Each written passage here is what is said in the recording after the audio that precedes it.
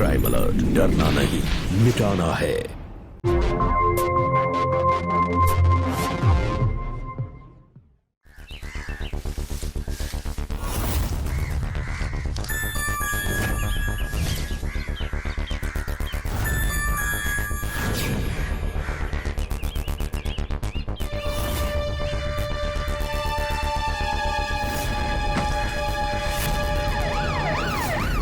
खोलो इसे।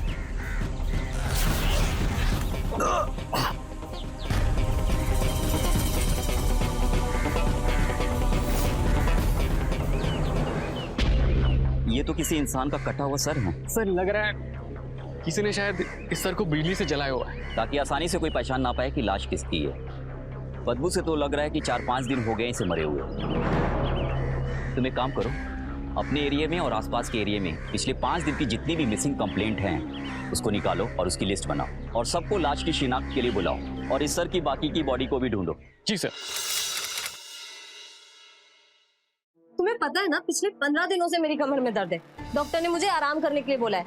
तुम्हें क्या है, तुम तो अपने टूर पर निकल जाते हो और ये पूरा बंगला मुझे संभालना पड़ता है। ऊपर से बाबूजी जब से रिटायर हुए तो उनके भी अलग अलग डिमांड्स लगे रहते हैं। और वो बिमला 1 महीने से छुट्टी लेकर के गई हुई है, अभी तक आने का नाम नहीं ले रही है। तो हम क्या करें? हाँ, तुम चाहती हो हम काम धंधा छोड़कर यहाँ झाड़ू पोछा करने लग जाए? ओफो, तुम्हारी तो ना यही दिक्कत है, तुमसे बात करना ही बेकार है। समस्या का समाधान तो होता नहीं, उल्टा मुझे ही सुनाने लगते हैं। मैं तुमसे बस इतना कह रही हूँ कि मेरे लिए नौकरानी ले आओ अच्छी सी।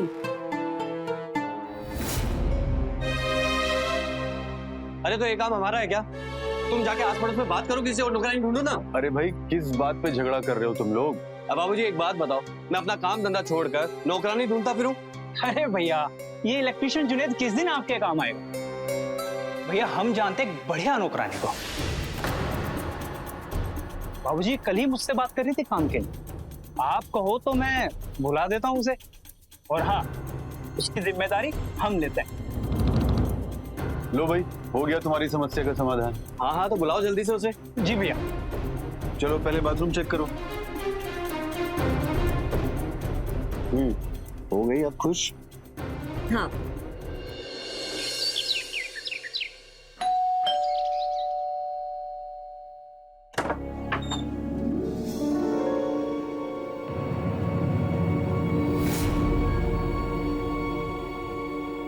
नमस्ते दीदी, मैं बिंदिया, काम करने वाली। ओ अच्छा, अंदर आओ।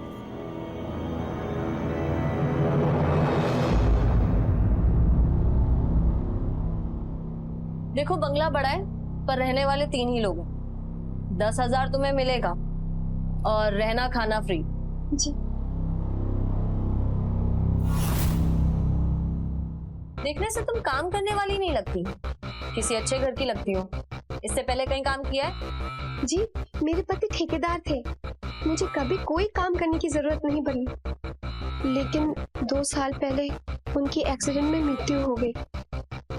वो सारी जिम्मेदारी मुझ पर आ गई, इसलिए मैंने घर का काम काज शुरू कर दिया। कितने बच्चे हैं तुम्हारे? यहाँ रहने वाले तो नहीं है ना? 3 बच्चे हैं, बिहार में रहते हैं अपने दादा दादी के पास। यही प्रॉब्लम है तुम लोगों की, खाने पीने को है नहीं और 3-3 बच्चे पैदा करके रखे हैं। देखो मैं पहले मैंने सिर्फ तुम्हारा काम देखूंगी, उसके बाद ही पक्का करूंगी। अपना सामान लेकर आ जाओ और तुम्हारे कमरे का रास्ता बंगले के पीछे से है।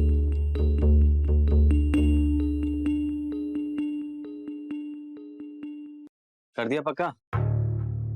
देखा ना तुमने कितना सज धज के आई थी। देखने से तो कहीं से भी नौकरानी नहीं लगती। पता नहीं काम करना आता भी होगा या नहीं। अरे तो तुमने इतनी जल्दी हाँ क्यों कह दी? अब क्या करूं, मजबूरी है। आजकल फुल टाइम नौकरानी कहाँ मिलती है? तुमको पता है, नौकरानी तुम्हारी समस्या नहीं है। ये जो तुम इतना दिमाग इतना चलाती हो ना, ये तुम्हारी समस्या है। बिना टोके तुम्हारा दिन नहीं बनता ना। ऑफिस के काम के सिलसिले में 5 दिन के लिए बाहर जा रहे हैं हम। याद आएगी तुम्हारी?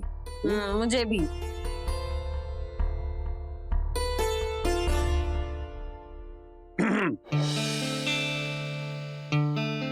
अच्छा मैं निकलता हूँ। बाबूजी अपना ख्याल रखें। प्रणाम।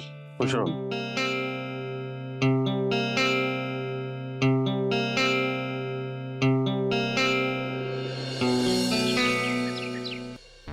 बिंदिया मैं मंदिर जा रही हूँ, जब तक मैं वापस आऊंगी तो खाना बना लेना।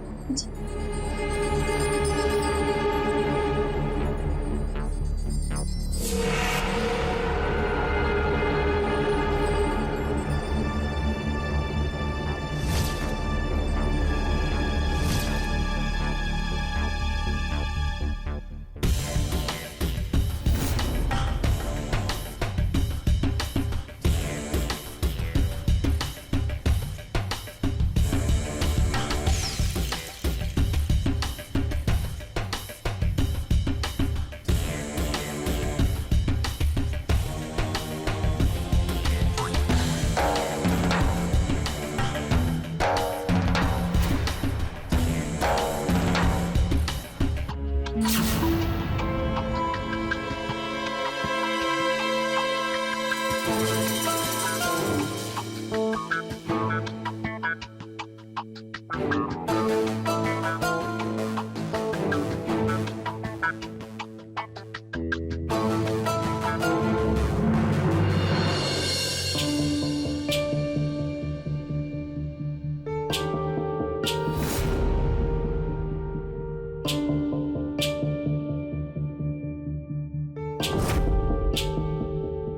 ये पैसा बाहर ले जाऊंगी तो पकड़ी जा सकती हूँ।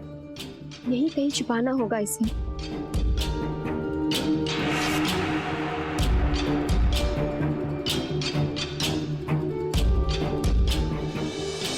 बिंदिया, बिंदिया, जी साहब। तुमने अंदर ड्रेसिंग टेबल पर रखे मेरे पैसे उठाए? नहीं तो झूठ मत बोलो मुझसे। जब मैं नहाने गया था तब तुम कमरे के अंदर थी।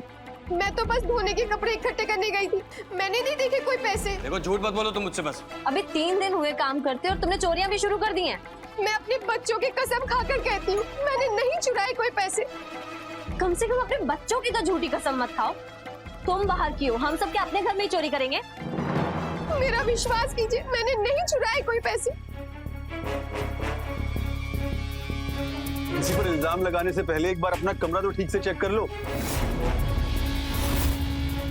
आओ चलो देखते हैं कमरा। बाबूजी, बाबूजी मेरी बात तो सुनिए आप। ऐसे कैसे पैसे कहीं गायब हो सकते हैं? आप बेकार में सबका समय खराब कर रहे हैं। इस कमरे की तलाशी लेने से तो अच्छा है इस बिंदिया की तलाशी लेनी चाहिए। जरूर इसने रुपए अपने कपड़ों में छुपाए होंगे। 1 मिनट, पैसे कहाँ रखे थे? इस टेबल पे।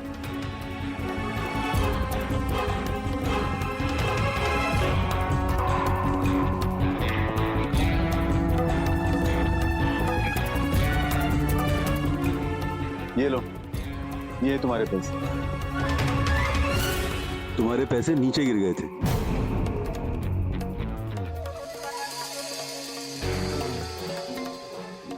चलो माफी मांगो बिंदिया से। नहीं, पैसे मिल गए, मेरे लिए इतना ही काफी है।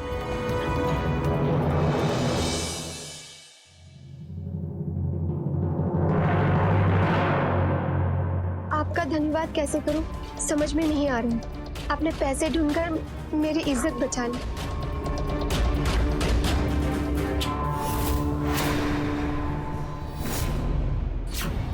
आपका बहुत बहुत धन्यवाद बाबूजी। ठीक है, कोई बात नहीं।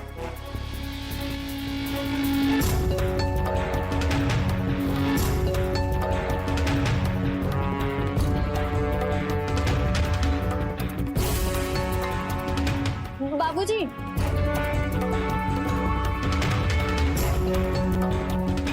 ये किस चीज का धन्यवाद कर रही थी? अरे कुछ नहीं बहू, वो अपनी चोरी और वो पैसों को लेकर परेशान थी, बस और कोई खास बात नहीं है। तुम ज्यादा मत सोचो इसके बारे में।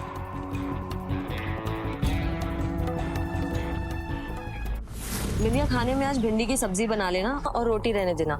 दिन में सब चावल ही खाते हैं। ठीक है। अच्छा बाबूजी, मैं अपनी सहेली के घर जा रही हूँ। दोपहर 4 बजे तक आ जाऊंगी, पर आप खाना खा लीजिएगा और दवाई लेना मत भूलिएगा। ठीक है बेटा। ठीक है बाबूजी, नमस्ते।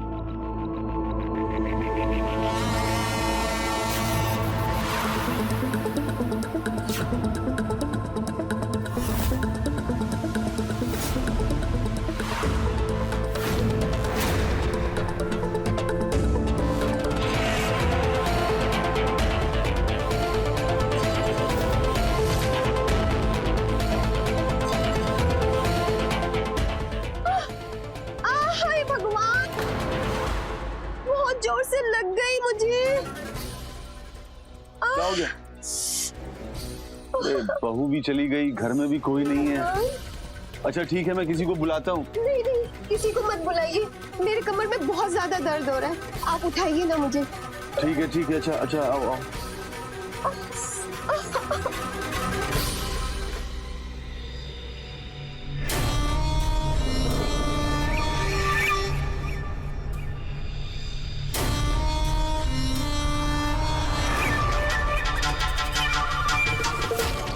अरे कुछ नहीं हुआ, बैठो बैठो यहाँ। कोई बाम हो तो लाइए ना, बहुत दर्द हो रहा है। अच्छा ठीक है, मैं देखता हूँ।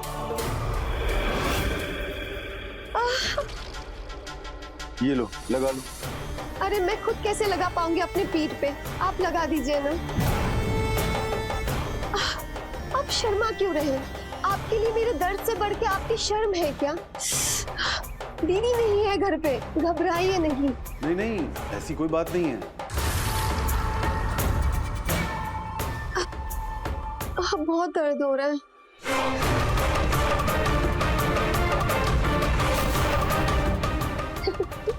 लगता है आप बहुत दिनों बाद किसी औरत के पीठ पे हाथ लगा रहे हैं। बहुत शर्मा रहे हैं आप। अरे बिंदिया, मेरा मोबाइल देखा क्या तुमने? तुम जाओ यहाँ से। बहू ने देख लिया तो क्या होगा? क्या होगा? बता दूंगी कि मैं यहाँ सफाई के लिए आई थी। अरे ये मजाक करने का समय नहीं है, तुम जाओ यहाँ से, जाओ।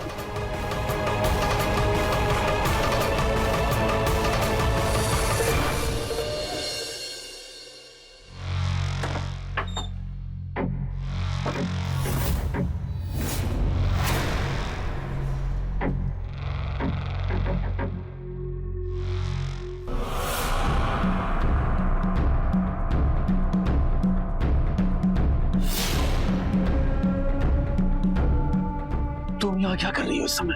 क्या करें, रातें कट ही नहीं रही है। अकेले मन नहीं लग रहा था तो सोचा आपके पास आ जाए, थोड़ा दिल बहल जाएगा। अरे भगवान के लिए जाओ यहाँ से। अलका बगल के कमरे में सो रही है। अगर वो उठ गई और उसने तुम्हें मेरे साथ यहाँ इस तरह देख लिया तो मेरी क्या इज्जत रह जाएगी? आपको दिख नहीं रहा, प्यार हो गया है मुझे आपसे। अरे बेकार की बातें मत करो, जाओ यहाँ से। अलका उठ गई तो? अरे कुछ नहीं होगा, मैं सब बंदोबस्त करके आ रही हूँ। मैंने अलका दीदी के कमरे की कुंडी लगा दी है। जब वो बाहर ही नहीं आ सकती है तो हम पकड़े कैसे जाएंगे? तुम पागल हो गई हो क्या? अलका उठ गई और उसने देखा उसके कमरे का दरवाजा बंद है तो क्या सोचेगी वो?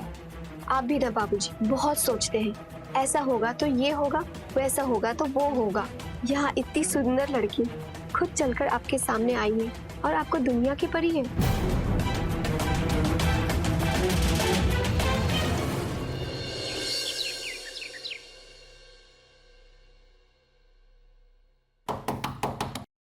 किसने बंद किया है बाहर से?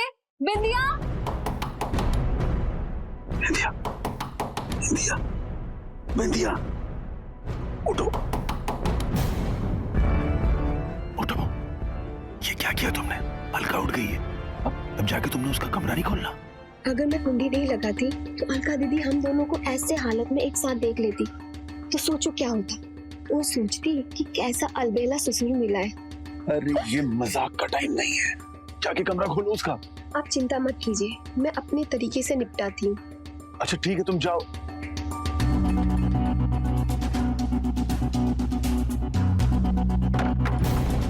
अरे मेरा कमरा क्यों बंद कर दिया बाहर से?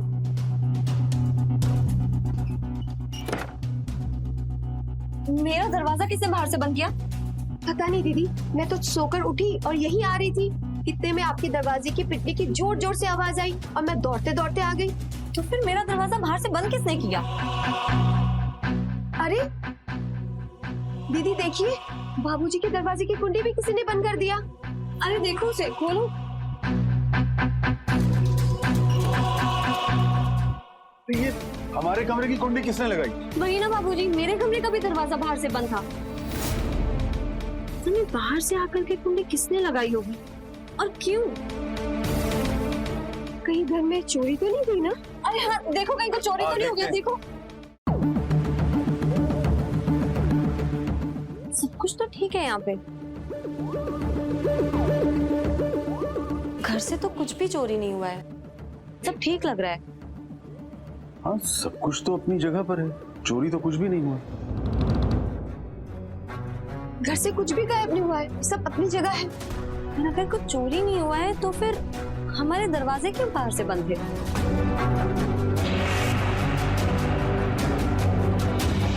दीदी मुझे लगता है चोर घुसा तो होगा चोरी करने की इरादे से, लेकिन घबराकर भाग गया होगा। चलिए इस बात का संतोष रखिए कि घर से कुछ गायब नहीं हुआ। बाबूजी पुलिस को फोन करे क्या? नहीं नहीं, जब कुछ चोरी नहीं हुआ तो पुलिस के पछले में क्यों पड़ना? सब कुछ बहुत अजीब लग रहा है।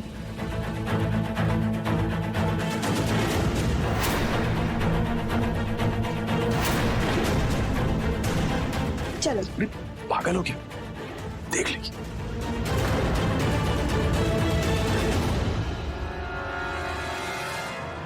उसी दिन का तो इंतजार है जब वो हमें एक साथ दिखेगी।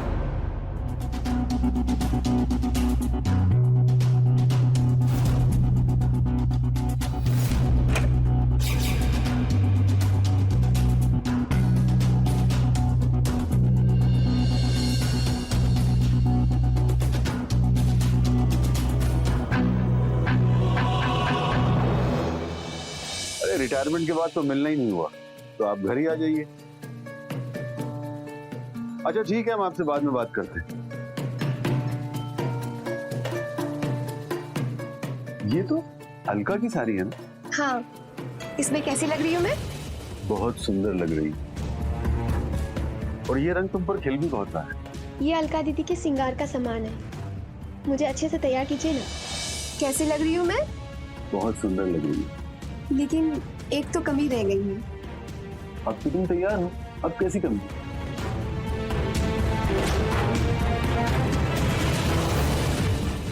ये सिंदूर लगा दीजिए ना मेरे मांग में, अपने नाम का। मैं जानती हूँ कहाँ मेरी हैसियत और कहाँ आप। कैसी बातें कर रही है भैया? हम तुमसे बहुत प्रेम करते हैं। तुम तो हमारे सोने जीवन में बहार बनकर आई, और तुम्हारी ये छोटी सी इच्छा तो हम अभी पूरी किए देते।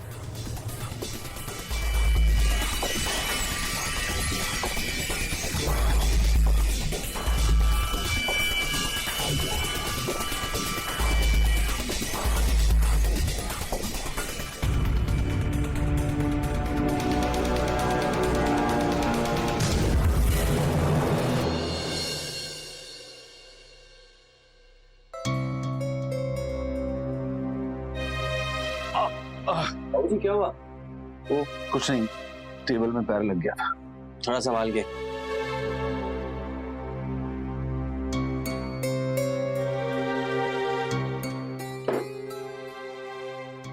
आ गई।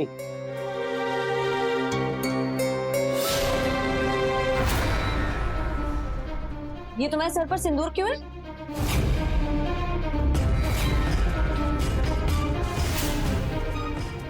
बोलो ना, चुप क्यों हो? ये सिंदूर क्यों है तुम्हारे सर पर? अलका, ये किस बात को लेकर बैठ गई? उसके निजी जीवन में क्यों दखल दे रही? ये इसका निजी जीवन नहीं है दिनेश, ये हमारे घर में हमारे साथ रह रही है। वैसे तो ये बोल करके नौकरी ली थी कि विधवा है, और अब ये सिंदूर। बोलो ना, चुप क्यों हो? आज मेरे स्वर्गवासी पति का जन्मदिन है, तो उन्हीं की याद में उन्हीं के नाम का सिंदूर लगा लिया और मिटाना भूल गई। माफ करना दीदी, मैं ये भूल गई थी कि एक विधवा का जीवन बेरंग होता है। अलका, तुमने बिना बात के उसकी ओर रुला दिया। पहले पूरी बात तो सुन ली थी उसकी। वो इतनी भी सीधी नहीं है जितनी दिख रही है। इतनी दुनिया तो मैंने भी देखी है। तुम ना उसके भोले भाले शक्ल पे मत जाओ, बहुत तेज है वो। क्यों बाबूजी? नहीं नहीं, मुझे तो बहुत सीधी सादी सी लगती है। आप लोग ना, आप दोनों बाप बेटे बहुत भोले हो। आप लोगों को ना कोई भी बेवकूफ बना सकता है आसानी से। बेचारी का दिल तोड़ दिया, मुझे ही मनाना पड़ेगा।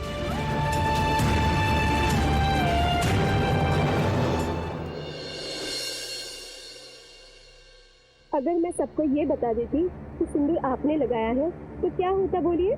तो क्या हुआ, हम किसी से डरते थोड़े ना। और अगर कोई ये बोलता है कि आपको शर्म नहीं आती अपने से छोटी उम्र की लड़की के साथ ये हरकतें करते हुए? और फिर प्यार उम्र देखकर थोड़े ना किया जाता है, और आदमी की उम्र तो उसके दिल से देखी जाती है। ओहो, क्या बात है, कोई देख लेगा तो देख लेने दो।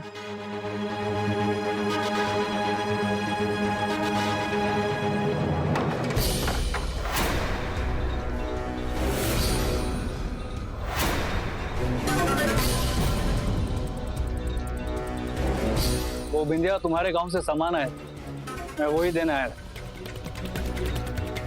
मैं अभी आती हूँ बाबूजी। ठीक।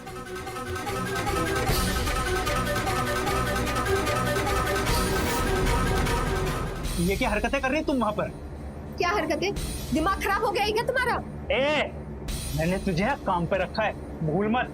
ठीक है एहसान मत जताओ, वैसे भी मूड खराब है मेरा। जान से मार दूंगा। गांव से तुझे शहर में इसलिए नहीं लेकर आया कि तू दूसरे लोगों से जाकर चिपके।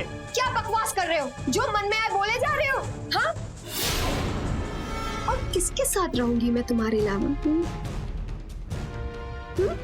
बताओ। देख, ये ड्रामे ना मेरे साथ करने की जरूरत नहीं है। मैंने देखा था तुझे उस बुढ़े से चिपकते हुए। कितना पैसा दे रहा है वो? मैं जितना देता हूँ उससे तेरा मन नहीं भरता क्या? दिमाग खराब हो गया है तुम्हारा। छोटे आदमी की छोटी सोच होती है।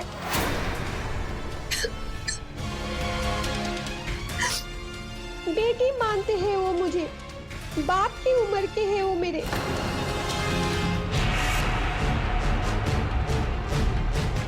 किसी पे इल्जाम लगाने से पहले उसकी उम्र का तो लिहाज कर लिया करो। मैं यहाँ अकेली अपने बच्चों से दूर रहती हूँ, तो कभी उनके साथ दिल का बोझ साझा कर लिया तो तुम उसको भी गंदी नजर से देखोगे।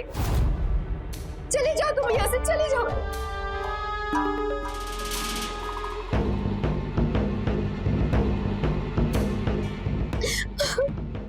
अच्छा सुनो ना, सब ठीक तो चल रहा है ना? अगर कोई समस्या तो मुझे तो बता। कुछ ठीक नहीं चल रहा। बच्चों के फीस मैंने जमा नहीं किए 2 महीनों से, तो नाम कट जाएगा। यही तो बात कर रही थी मैं उनसे। अरे ऐसे कैसे नाम कट जाएगा मेरे रहते? कितना फीस भरनी? 5000।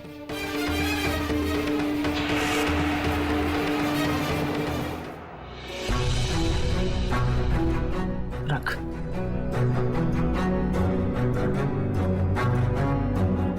अब खुश?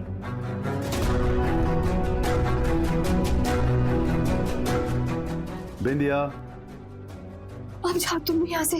जाने तो रुकोगे तो उनको शक हो जाएगा। अरे डरता हूँ क्या उनसे? तुम समझते क्यों नहीं हो? मैं काम करती हूँ यहाँ। चले जाओ जाओ जाओ जाओ जाओ, प्लीज चले जाओ।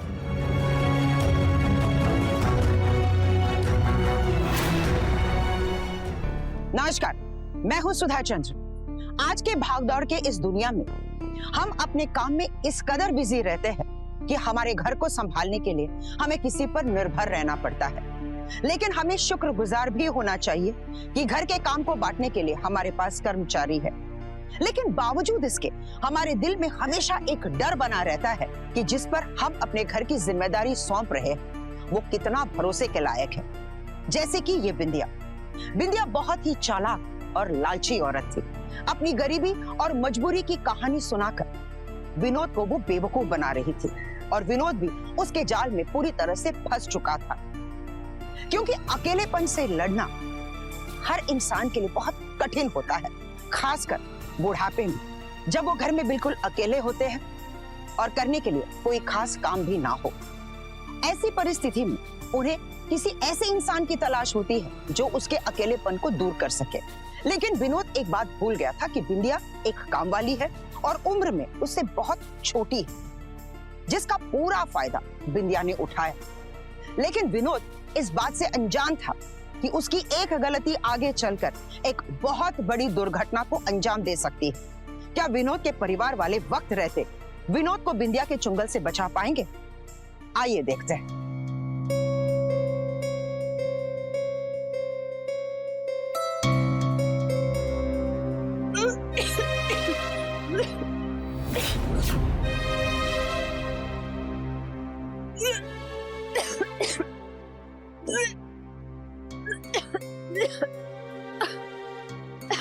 क्या हुआ? सब ठीक तो है?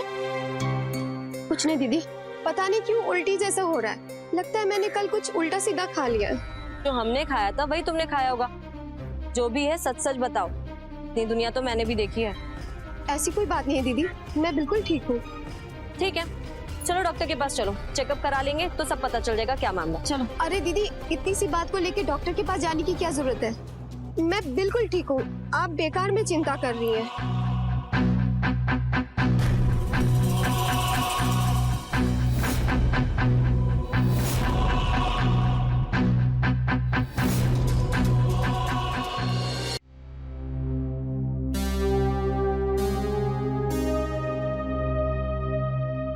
क्या हुआ, परेशान सी लग रही हो? परेशान तो होंगी ना, मुझे बिंदिया पर शक हो रहा है। आज मैंने उसे उल्टी करते हुए देखा। हो सकता है उसकी तबीयत खराब हो। वो तुम्हें अक्ल कब आएगी? उस दिन उसकी मांग में सिंदूर था, आज वो उल्टी कर रही थी। जरूर कुछ चल रहा है। मैं तो पूरे यकीन से कह सकती हूँ कि ना बिंदिया पेट से है। बिंदिया तुम पेट से हो? लेकिन ये कैसे हो गया? कैसे हो गया मतलब? आप तो ऐसे कह रहे हैं जैसे ये सब मेरे अकेले से हुआ है। आपका तो कोई इसमें हाथ ही नहीं है। मुझे तो इतनी खुशी हो रही है कि हमारी प्यार की निशानी इस दुनिया में आने वाली है। अब समय आ गया है कि हम पूरी दुनिया के सामने अपनी प्यार की सच्चाई ले आए। क्या सोच रहे हैं आप? क्या आपको खुशी नहीं हुई? नहीं नहीं बिंदिया, ऐसी कोई बात नहीं, बल्कि ये तो हमारे लिए भी बहुत खुशी की बात है। हम तो बस ये सोच रहे थे कि हमें दुनिया को सच बताने से पहले कुछ काम करना हो। कैसा काम? हमने अपनी वसीयत लिख दी थी, लेकिन अब हमें उसमें कुछ बदलाव करना है। आखिर तुम्हारा भी तो अधिकार है हमारी संपत्ति पर, और तुम्हें भी तो तुम्हारा हक मिलना चाहिए। लेकिन उससे पहले हमें ये बात सबसे छुपानी पड़ेगी। मेरी सारी मेहनत सफल हो गई। कोई बात नहीं, मैं कल डॉक्टर को बुला लूंगी और फिर सारी सच्चाई सामने आ जाएगी। डॉक्टर क्या हुआ? मैंने इनका पूरा चेकअप कर लिया है। आपकी नौकरानी पेट से है।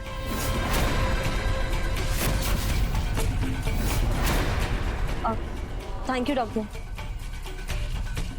देखा, मैं सही कह रही थी, बिंदिया पेट से है। ये सब कर रही हो तुम मेरे घर में रहकर? पता नहीं कैसी औरत को मैंने काम पे रख लिया।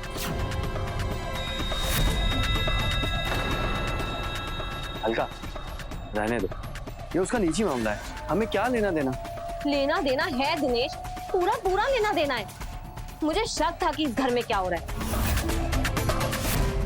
पर अंदाजा नहीं था कि ये बात इतनी आगे चली जाएगी। ये हमारे घर की इज्जत का सवाल है।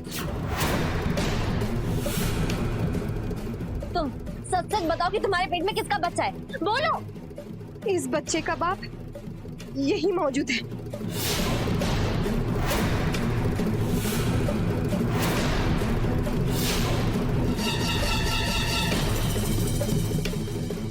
सच सच बताओ कि इस बच्चे का बाप कौन है? बताओ।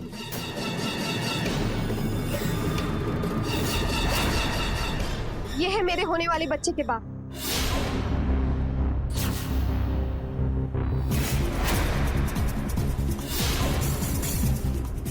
ये बच्चा जुनैद का है।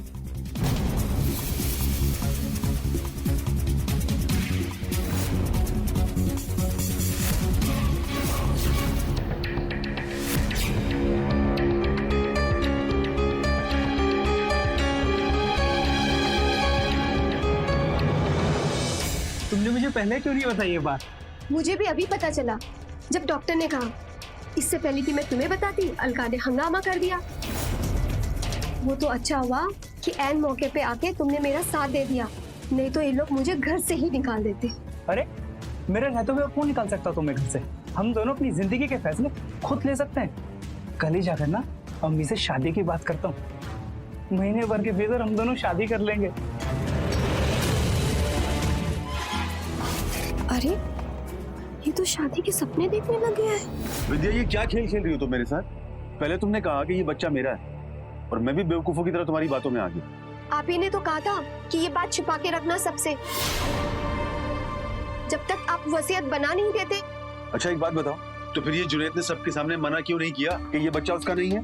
जुनैद मेरे पहले पति का दोस्त है, वो मुझे बहुत अच्छे से जानता है, और मैंने उसे हम दोनों के बारे में बता रखा है। आपका नाम सबके सामने ना आए इसलिए वो चुप रहा।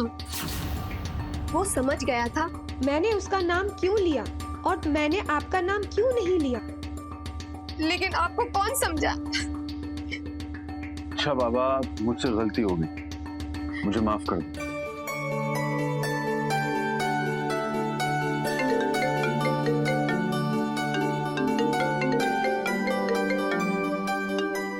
हम अभी आते हैं।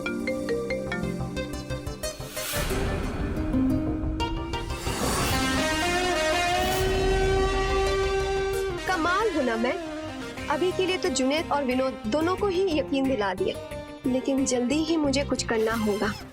जुनैद तो फटीचर है, उससे शादी करके तो मेरा हाथ कुछ भी नहीं लगने वाला।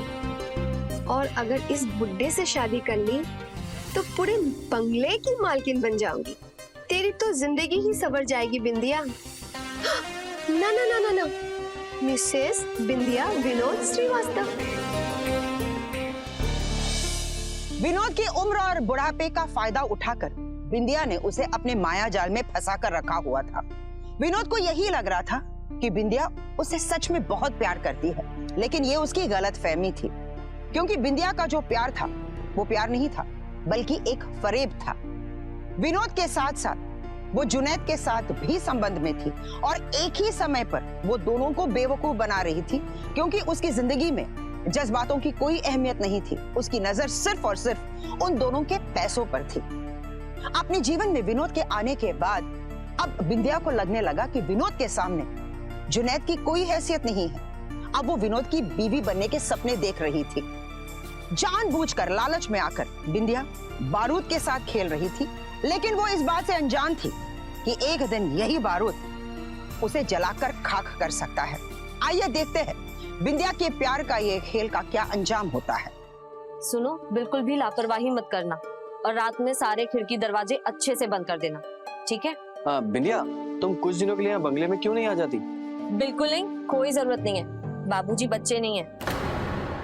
अरे बाबूजी इतने बूढ़े भी नहीं है जितना तुम समझ रही हो। हाँ वो तो हमने जल्दी रिटायरमेंट ले ली, नहीं तो आज भी 40 साल के आदमी को टक्कर दे सकते हैं। बस बस बाबूजी, बहुत ज्यादा हो रहा है। बाबूजी एक मिनट।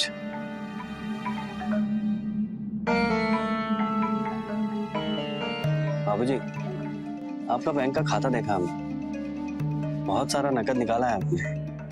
कहाँ खर्च कर रहे हैं आप इतना पैसा? बाबूजी संभल कर रहिए। खैर इस बारे में वापस आकर बात करते हैं। वैसे भी आपसे बात किए बहुत दिन हो गए, तो इस बार पक्का जब भी वापस आएंगे हम दोनों बैठकर अच्छे से बहुत सारी बातें करेंगे।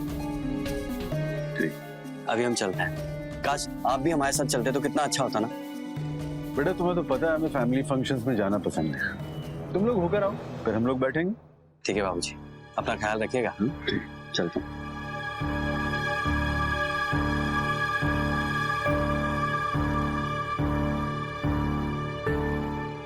हल्का। अरे नमस्ते जीती रहो। चलते हैं। ठीक, जाओ जाओ।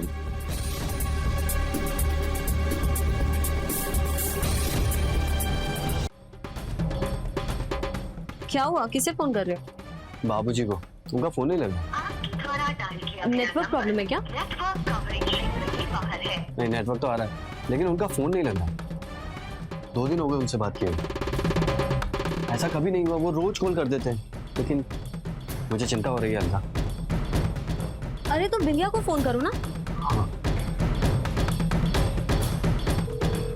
हेलो बिंदिया, मैं दिनेश। बाबूजी का कॉल नहीं लग रहा है।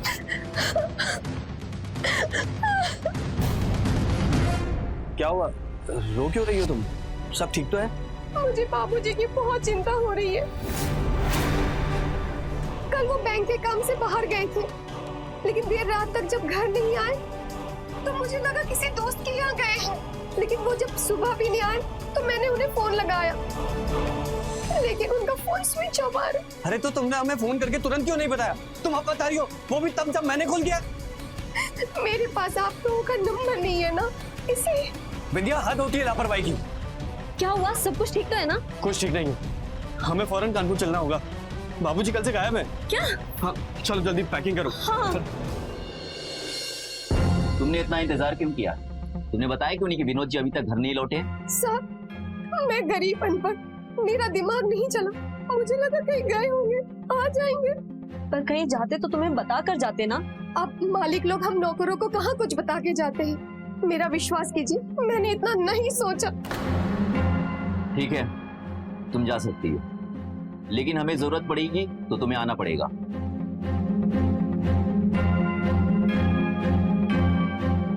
मिस्टर दिनेश, आपके घर में कौन आता है कौन जाता है उन सभी लोगों के फोन नंबर चाहिए, और उन लोगों के भी जिन्हें आपके पिताजी जानते थे। एक काम करो, विनोद जी की कॉल डिटेल्स और उनके फोन की सीरियल लोकेशन निकालो। Yes sir. दिनेश जी, आप बिल्कुल चिंता मत कीजिए, आपके पिताजी का बहुत जल्दी पता चल जाएगा। धन्यवाद।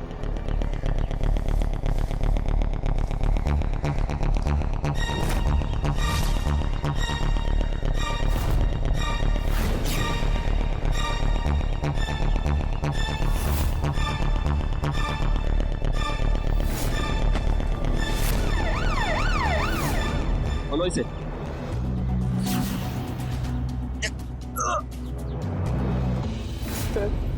तो कैसे किसी को इतनी बुरी तरीके से मार सकते? उन्होंने तो कभी किसी का कुछ नहीं बिगाड़ा था सर। दिनेश जी, आपके पिताजी का सर मिल गया है, लेकिन धड़ की तलाश जारी है अभी। खुद को संभालो दिनेश। आप दोनों का आपस में क्या रिश्ता है और एक दूसरे को कब से जानते हो? ये मेरे स्वर्गवासी पति के दोस्त हैं। इन्होंने ही मेरी नौकरी यहाँ लगाई थी। तुम दोनों की आपस में कितनी बात होती है? ज्यादा नहीं, बहुत कम। झूठ बोल रहे तुम दोनों। मुझे तुम दोनों पे पहले ही शक था, लेकिन अब यकीन हो गया है, इस मर्डर में तुम दोनों का हाथ है।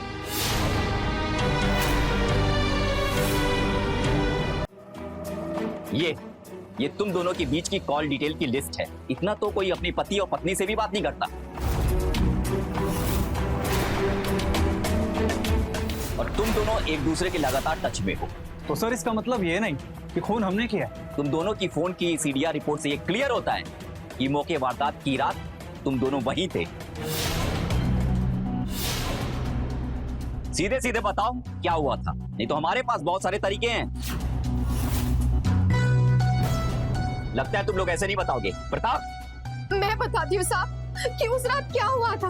मैं सब कुछ बता दूंगी आपको साहब। जब आपका बेटा वापस आए तो उसे बता देना कि ये बच्चा आपका है और मुझसे शादी कर लेना। आप इस बात को हम नहीं छुपा सकते। ठीक, इस बार उनके आते ही मैं उन्हें सारी सच्चाई बता दी और फिर हम लोग शादी कर लेंगे।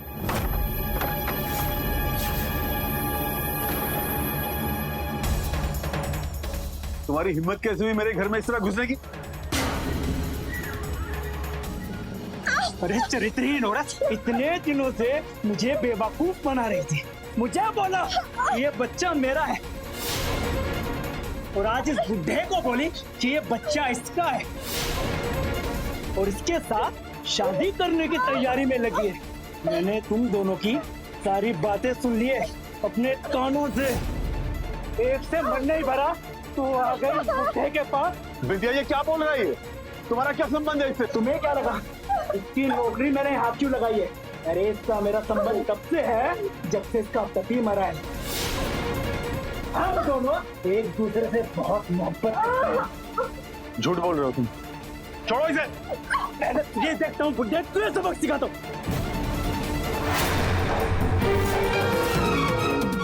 ये तुमने क्या किया? तुमने इसे मार दिया। अरे इसकी मौत की जिम्मेदार भी सिर्फ तुम हो। तुम्हारी वजह से मरा है। आप पुलिस मुझे जेल में डाल देगी। पुलिस मुझे पकड़ के ले जाएगी। और मेरा क्या होगा? अरे चुप! ये चक करना बंद कर। मुझे सोचने दे इसकी लाश का क्या करना है, कहाँ ठिकाने लगानी है। साहब, जुन्नत ने मारा है बाबूजी।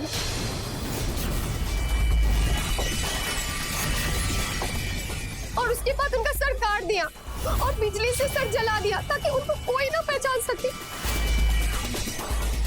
और उनका धन पास वाली नदी में पैर में पत्थर बांधकर फेंक दिया। मैं तो बस लाश को ठिकाने लगाने में इसकी मदद कर रही थी। मैं बेकसूर हूँ, मैंने नहीं मारा बाबूजी। तुम इस गुनाह के लिए उतनी ही जिम्मेदार हो जितना कि ये तुमने लाश ठिकाने लगाने में इसकी मदद की है। गिरफ्तार करो इसे। नहीं, मुझे छोड़ दो, मैं निर्दोष हूँ। मैं तो उनकी बीवी थी साहब, और मेरे पेट में उनकी निशानी है।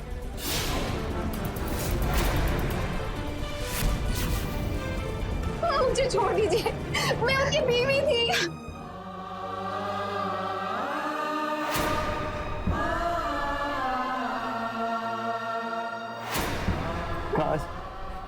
काश मैं उन्हें थोड़ा समय दे पाता तो उनके मन को समझ पाता, फिर ये सब कुछ रोका जा सकता है। आज के भागते दौड़ते जीवन में हम एक दूसरे के लिए वक्त नहीं दे पाते और ना ही हमारे घर में रहने वाले बुजुर्गों के लिए हमारे पास वक्त होता है। और ऐसी परिस्थिति में अपने अकेलेपन को दूर करने के लिए जाने अनजाने में वो एक ऐसे रिश्ते में जुड़ जाते हैं जो शायद आम तौर पर परहेज करते। एक आदमी और औरत के बीच के संबंध में इतनी कशिश होती है कि जब तीसरा उनके बीच में आता है तो वो सब कुछ तहस नहस कर सकता है। जुनैद और विनोद के साथ बिंदिया ने जो कुछ भी किया उसका अंजाम यही होना था। अपनी छोटी मोटी जरूरतों को पूरी करने के लिए उसने अपने भविष्य को अंधकार में डाल दिया। इंसान चाहे कितना ही चालाक क्यों ना हो, लेकिन जब हम किसी का भरोसा तोड़ते हैं, किसी का इस्तेमाल करते हैं, तो उसकी कीमत एक न एक दिन हमें चुकानी ही पड़ती है। लेकिन दुख की बात यह है कि बिंदिया के साथ साथ उसके अजन्म बच्चे को भी जेल की यातना सहनी पड़े। इस कहानी से हमें जो सीख मिलती है वो ये है कि जब लोग आपके घर में आए तो आंख मूंद कर आप उन पर भरोसा ना करें, क्योंकि जहां एक छोटी सी लापरवाही होती है वहां एक बहुत बड़ी दुर्घटना दस्तक देने के लिए खड़ी हो जाती है। इसी के साथ मैं सुधा चंदन आपसे विदा लेती हूँ। फिर मिलेंगे क्राइम अलर्ट के एक नए एपिसोड में एक नई कहानी के साथ। तब तक के लिए आप सतर्क रहें और देखते रहिए क्राइम अलर्ट।